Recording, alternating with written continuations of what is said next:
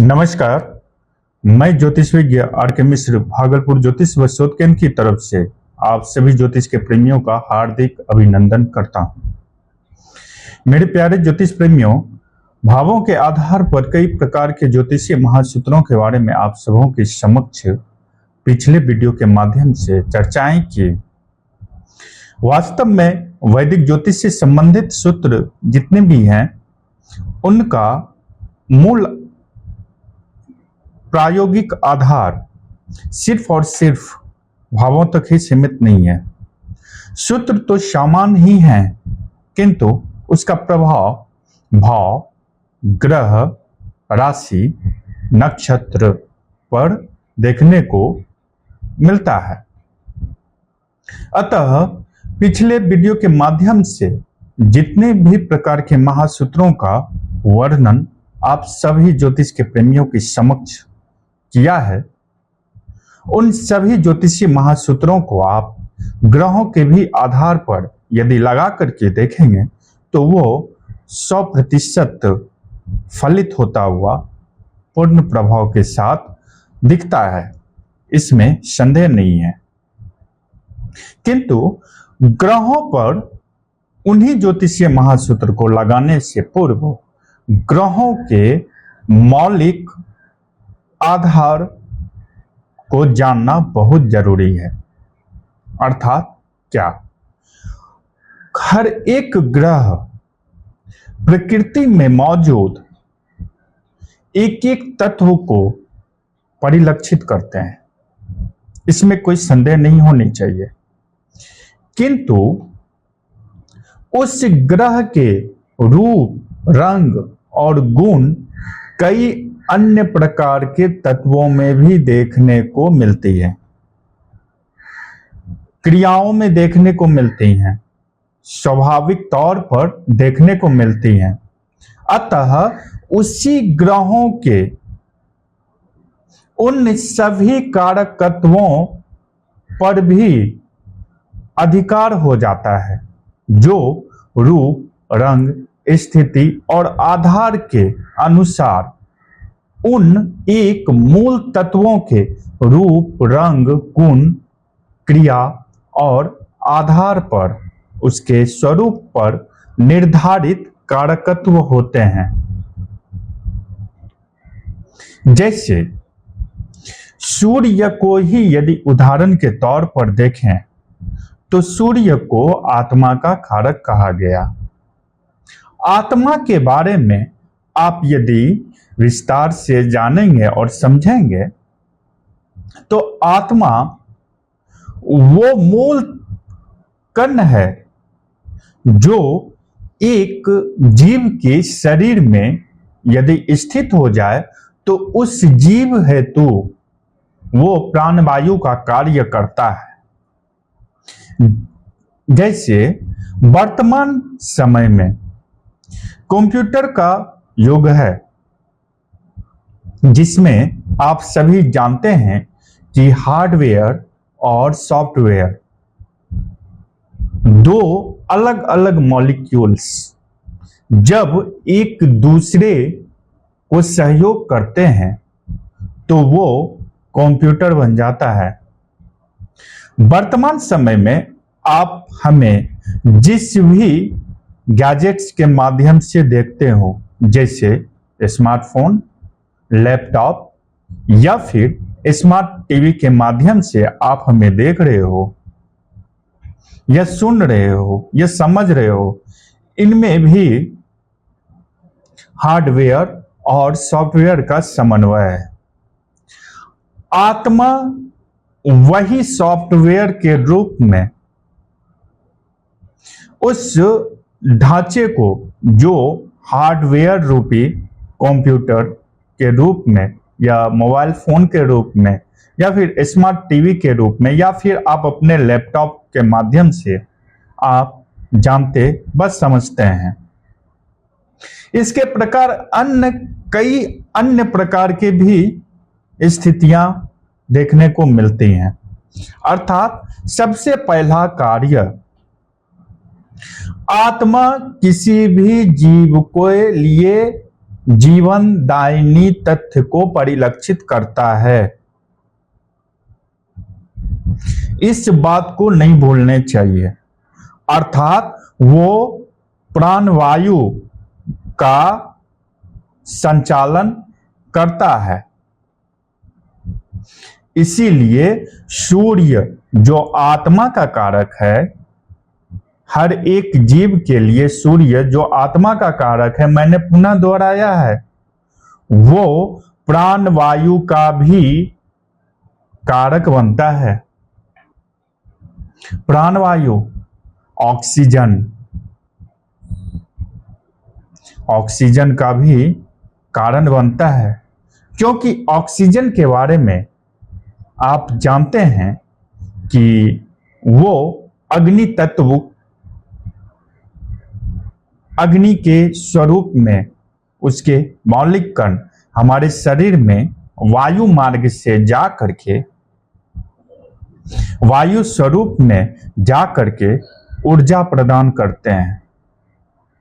अर्थात ऊर्जा का वो सभी स्रोत जो किसी के लिए जीवन के कारक तथ्यों को परिलक्षित करते हैं, वे सभी सूर्य ग्रह के कारक तत्व कहलाते हैं।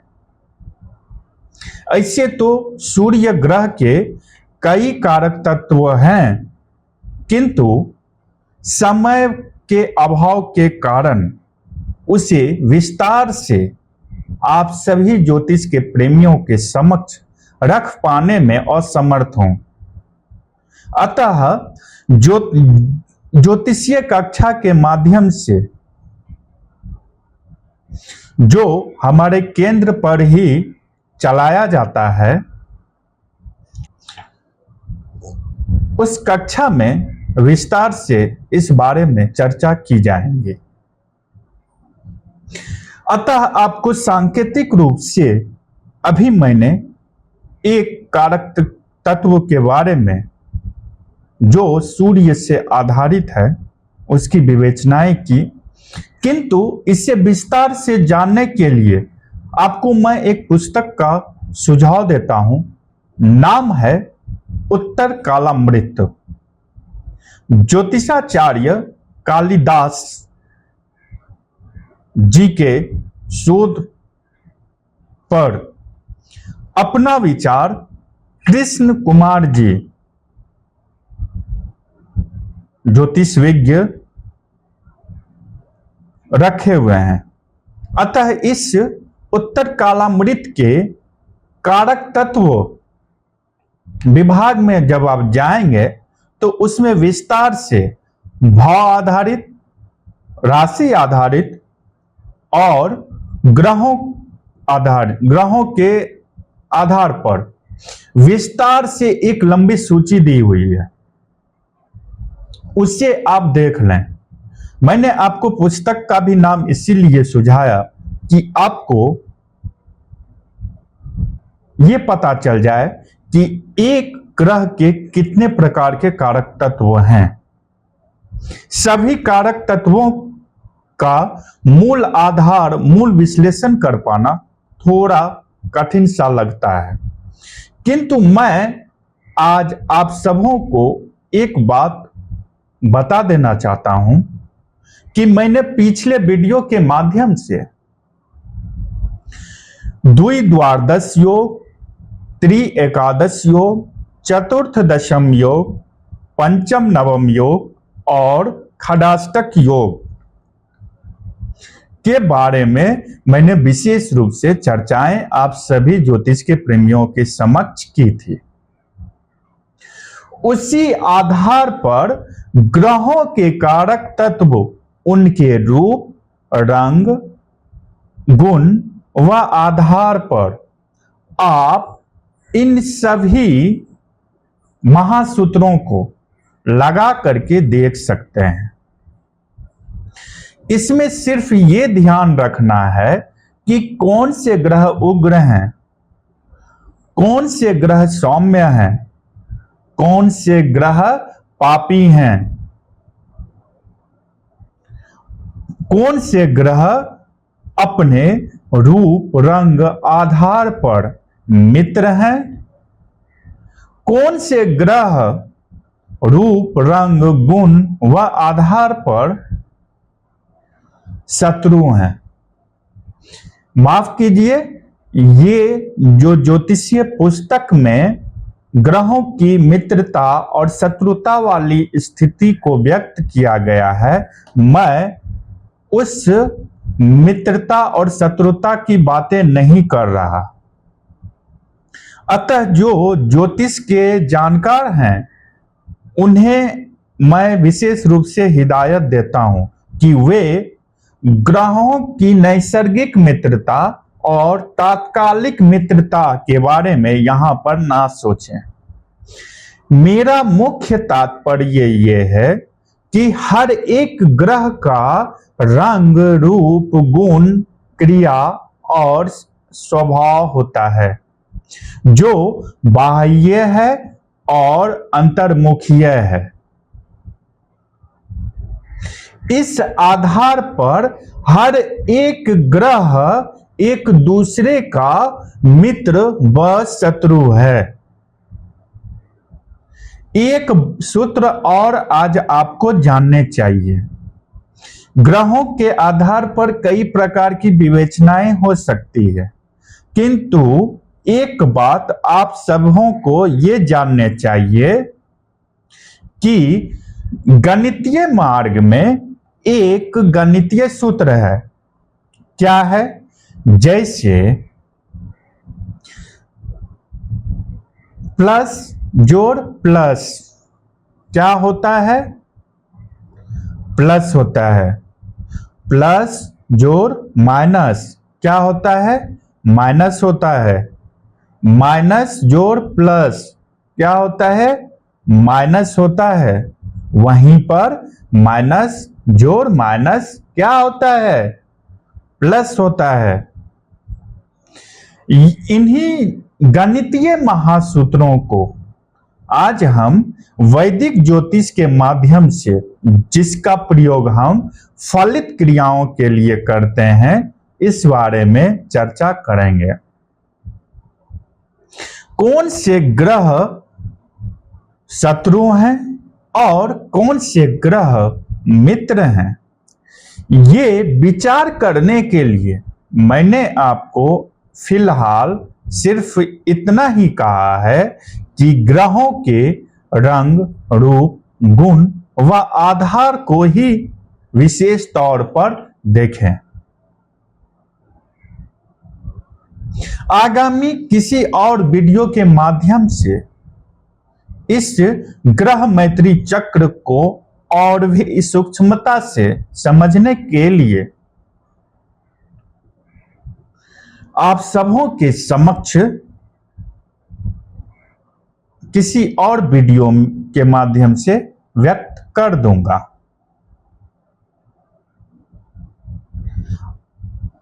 किंतु यहां पर यह देखने वाली बात है कि ग्रहों की स्थिति जो उसके रंग रूप और गुणों के आधार पर निर्धारित है, वे किस ग्रहों के साथ सहयोगात्मक स्वरूप को निर्धारित करते हैं, जिससे इस मृत्यु लोक में जो जीव विचरण कर रहा है उसके लिए वो सहयोगी है अथवा वो असहयोगी के रूप में परिलक्षित हो रहा है। इस बात को जानने व समझने की चेष्टा हमें करनी चाहिए। मेरे प्यारे ज्योतिष प्रेमियों, उदाहरण के स्वरूप जो मैंने गणितीय सूत्र आप सबों को लगाने के लिए दिया गया था, उसकी विवेचना मैं करने के लिए जा रहा हूं। तो देखिए, यदि एक ग्रह पापी है और उसका संबंध दूसरे पापी ग्रह से हो जाए तो पाप में वृद्धि होता है। पापे संगते पापे च क्या होगा? पाप की वृद्धि होगा। पापी का पापी के साथ दोस्ती, पाप का वृद्धि। और वो जिस भी जीव के लिए, हर, चूंकि इस ब्रह्मांड में हर एक प्रकार के जीव हैं, कुछ बुरे जीव भी हैं, कुछ अच्छे जीव भी हैं, किंतु बुरे वे ही जीव हैं जो आपके विपरीत हो। आपके लिए बुरे वे ही जीव हैं जो आपके लिए विपरीत हो। अन्यथा इस सृष्टि में कोई भी अच्छा या बुरा नहीं होता। मैंने पिछले वीडियो के माध्यम से मैंने कहा था कि मैं शिव का उपासक हूं। मैं शिव के मूल आधार को समझने के लिए निरंतर प्रयत्नशील रहता हूं। शिव ऊर्जाओं के बारे में बताते हैं, किंतु वे कोई भी ऊर्जा अहितकारी है उसके बारे में वे चर्चा नहीं करते। स्थितियां निर्धारित करती हैं कि वे ऊर्जाएं आपके लिए हितकारी हैं या अहितकारी हैं। इसीलिए शिव पाप और पुण्य से, नीति और अनीति से, सुकर्म और कुकर्म से ऊपर उठे हुए हैं। अतः आपको भी और हमें भी निरंतर इसके लिए प्रयत्नशील व क्रियाशील रहने की बेहद जरूरत है। मेरे प्यारे ज्योतिष प्रेमियों, जैसे कि उदाहरण के स्वरूप में यदि ये देखें कि दो शुभ ग्रह आपस में संयुक्त हुए हो, चाहे जन्म कुंडली के किसी भी भाव में हो, यहां पर भावों के स्वरूप की व्याख्याएं नहीं करने जा रहा, किंतु दो ग्रह जो कि शुभ ग्रह हैं उनकी युति हो जाए, अर्थात संयुक्ति हो जाए, तो वे किस प्रकार के परिणाम को परिलक्षित करेंगे। मैंने पहले भी कहा था, प्लस जोड़ प्लस प्लस होता है, अर्थात सौम्य ग्रह के साथ संयुक्ति के आवरण को निर्धारित करे तो वे शुभ फलों में वृद्धि करेंगे। वहीं पर एक ग्रह पाप है और एक ग्रह शुभ है, तो यहां पर क्या होगा? एक पापी ग्रह दूसरे शुभ ग्रह के साथ संयुक्त हो गया है तो क्या होगा? यहां पर वही फल होगा जो पाप ग्रह के पापत्व को मिटाने के लिए शुभ ग्रह अपनी शुभता को छोड़ देते हैं। उनके शुभता का 100% प्रभाव अपने साथ पापियों के पाप के प्रभाव को नष्ट करने में खत्म कर देते हैं। इसी तरह से हमें एक शुभ ग्रह और दूसरे पाप ग्रह या उग्र ग्रह के बारे में समझना चाहिए। उदाहरण के स्वरूप में यदि आप चंद्र और मंगल की संयुक्ति को देखेंगे तो चंद्रमा का शीतलता मंगल के उग्रता को नाश करने में खत्म सा हो जाता है। यह ठीक उसी प्रकार से है जैसे यदि मंगल तीव्र हुआ तो चंद्रमा उसे भावनात्मक और स्थिरता उसके अंदर में डालता है, क्योंकि व्यक्ति के अंदर में चंद्र और मंगल दोनों के स्वभाव की पुष्टि होती है। उदाहरण के स्वरूप में यदि लग्न में ही इसे मान लिया जाए कि चंद्र और मंगल की उपस्थिति है, ऐसे में व्यक्ति की मानसिक दशा बड़ी ही द्वंद्वात्मक हो जाती है, क्योंकि उसी व्यक्ति की मानसिक दशा मंगल के भी गुण को परिलक्षित करते हुए दिखते हैं, तो वहीं पर उसी समय चंद्रमा के भी प्रभाव को वे परिलक्षित करते हुए दिखते हैं। ऐसे में यह होता है कि व्यक्ति का क्रोध अल्प समय के लिए हो जाता है। यदि आपकी भी कुंडली में चंद्र और मंगल की युति केंद्र के किसी भी भाव में हो और ये देखें कि आपका वो स्वभाव कैसा है, चाहे त्रिकोण में हो या फिर केंद्र में हो।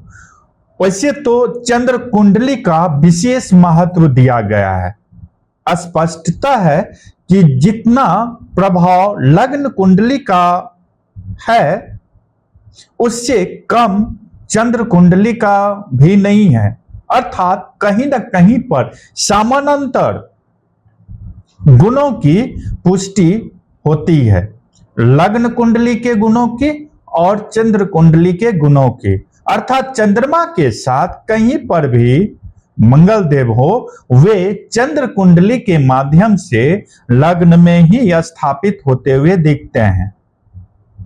अतः ये स्वाभाविक तौर पर व्यक्ति के मस्तिष्क में, मन में और भावनाओं में उग्रता और शीतलता दोनों के गुणों को परिलक्षित करते हैं। भावनात्मक स्थिरताएं भी देखने को मिलती हैं, क्योंकि ये व्यक्ति कभी उग्र और कभी शीतल होता हुआ दिखता है। तो मेरे प्यारे ज्योतिष प्रेमियों, आज हमने आप सबों के समक्ष ग्रहों के मूल स्वरूप किस प्रकार से कार्य करते हैं और वैदिक ज्योतिष के माध्यम से पूर्व के भाव के आधार पर निर्दिष्ट किए गए ज्योतिषीय महासूत्रों के बारे में आप सबों के समक्ष जो चर्चाएं की, उसे किस प्रकार लगाया जाता है उसे मैं अगले वीडियो के माध्यम से अक्षरशः स्पष्ट तौर पर रखूंगा, किंतु आज इस वीडियो के माध्यम से आगामी वीडियो के मूल आधार और मूल स्वरूप के बारे में चर्चाएं आप सबों के समक्ष की। तो आज हमने आपको बताया कि ग्रहों के कारकत्व का आधार किस प्रकार निर्धारित किया जाता है, इसके पीछे का मूल कारण क्या है और किस प्रकार से ये कारकत्व कार्यशील हैं और निर्धारित हैं ज्योतिषीय आधार बिंदु व ज्योतिषीय क्रियाओं के लिए, इसके बारे में चर्चाएं की। अतः संभव है कि आगामी वीडियो के माध्यम से जल्द ही आप सबों के समक्ष ग्रहों के आधार पर वे सभी योग जो द्विद्वादश सिद्धांत, त्रि एकादश सिद्धांत, चतुर्थ दशम सिद्धांत, पंचम नवम सिद्धांत और खडाष्टक सिद्धांत के आधार पर किस प्रकार से कार्यशील हैं, इस पर एक संक्षिप्त विवेचना आप सबों के समक्ष कर दी जाए। आशा है कि आज का ये ज्योतिषीय महासूत्र प्रकरण के आधार पर निर्दिष्ट किए गए मूलाधार स्वरूप को जो ग्रहों के आधार पर निर्दिष्ट हैं बेहद ही पसंद आया होगा। अतः पुनः आगमन तक के लिए आप सभी ज्योतिष के प्रेमियों को मेरा नमस्कार।